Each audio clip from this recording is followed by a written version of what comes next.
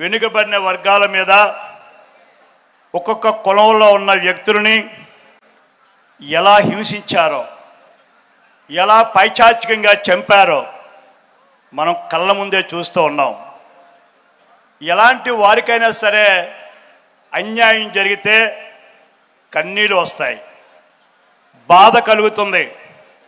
కానీ ఈ దుర్మార్గుడికి, ఈ సైకోగాడికి, వీడికి కేవలం డబ్బు తప్ప, అధికారం, మదం తప్ప కనీసం సానుభూతి లేని ఒక దుర్మార్గుడు ఎవడైనా ఉన్నారు అంటే ఆడే జగన్మోహన్ రెడ్డి గారు. ఎందుకంటే ఒళ్ళు బాధ కలుగుతోంది.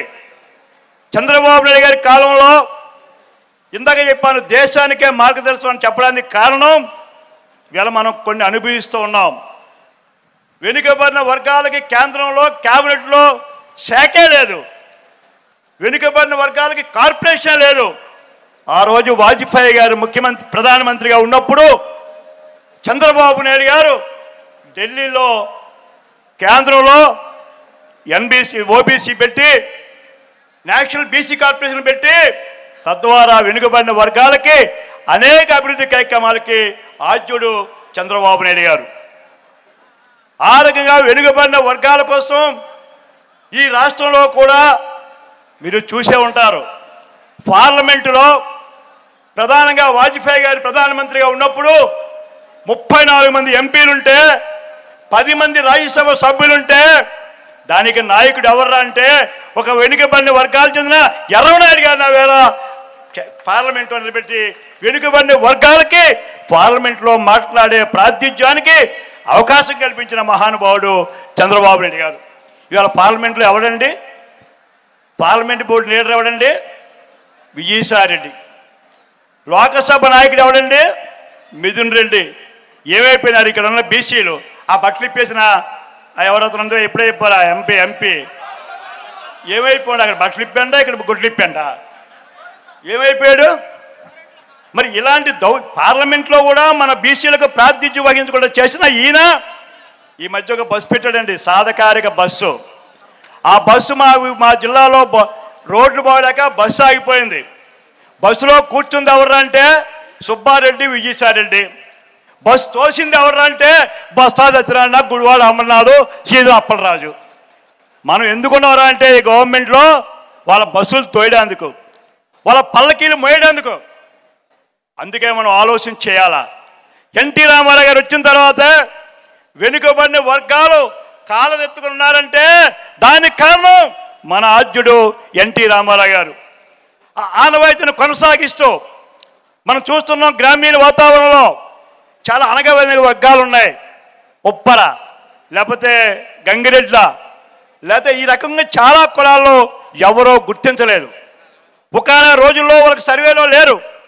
సంచార జాతులుగా గుర్తించి వాళ్ళకి కనీసం ఓటు హక్కు ఇవ్వకపోతే మొట్టమొదట వాళ్ళ హక్కు కల్పించి వాళ్ళకి అవకాశం కల్పించింది ఎన్టీ రామారావు. అయితే అన్నగారి తర్వాత వెనుకబడిన వర్గాలు కార్పొరేషన్ పెట్టి వాళ్ళకు బ్యాంకులు అప్పు ఇవ్వని చెప్పి నేరుగా డబ్బు ఇచ్చిన వ్యక్తి ఎవర్రా అంటే మన ప్రీతమ నాయకుడు చంద్రబాబు నాయుడు గారు.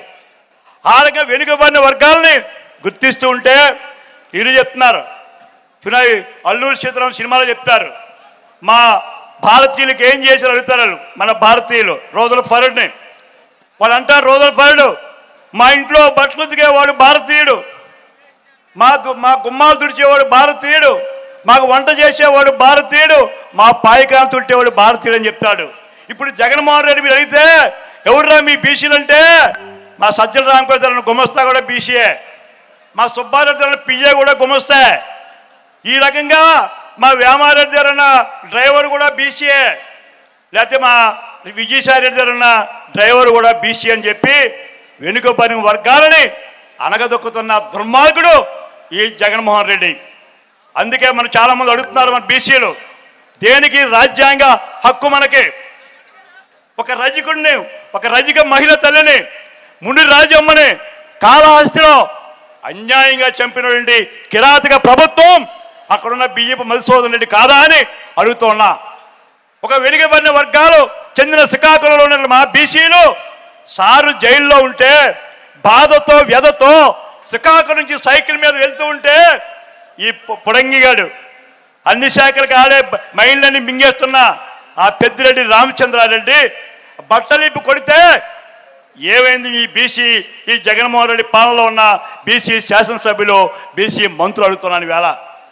ఈ రకంగా ఒక్కొక్క బీసీని పాపం మన గౌడు అభంశోభం తెలిసిన బాలుడు ఏదైతే మన అమర్నాథ్ గౌడు పాపం చెల్లి కోసం చిన్న వయసులో నా చెల్లిని హింసిస్తున్నాడు, నా చెల్లిని మానవత్వం లేకుండా ఈ వైకాపా నుండి అగ్రవర్ణాలు హింసిస్తున్నాయని చెప్తే ఆ కుర్రవాడిని అన్యాయంగా కాలిస్తే ఈ దుర్మార్గం ఈ జగన్మోహన్ రెడ్డికి కళ్ళున్నాయా? మనిషివా మానవత్వంలో పుట్టావా?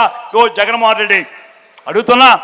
ఇలాంటి వాడిని ఒక్కటే అర్థం చేసుకోండి, రేపు ఈ బీసీలు మన బీసీలని ఆ రోజు చంద్రబాబు నాయుడు గారు క్యాబినెట్లో రామకృష్ణ గారు అవ్వచ్చు, అవినాష్ అవ్వచ్చు, మాలాంటి వాళ్ళని ఇవాళ రాజకీయంగా ఉన్నామంటే చంద్రబాబు నాయుడు గారి సలవా దయాన్ని అనుకుంటూ ఉన్నాం.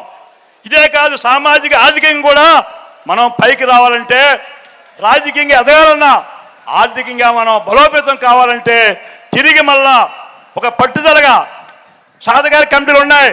కొల్లి రవీంద్ర గారు దాన్ని పర్యవేక్షణ చేస్తూ ఉన్నారు, చాలా బాగా పనిచేస్తున్నాయి. మనలో పౌరుషం వచ్చింది, రజిక కమ్మరి కుమ్మరి వడ్రంగి చేనేత వర్గాల్లో ఒక పట్టుదల వచ్చింది.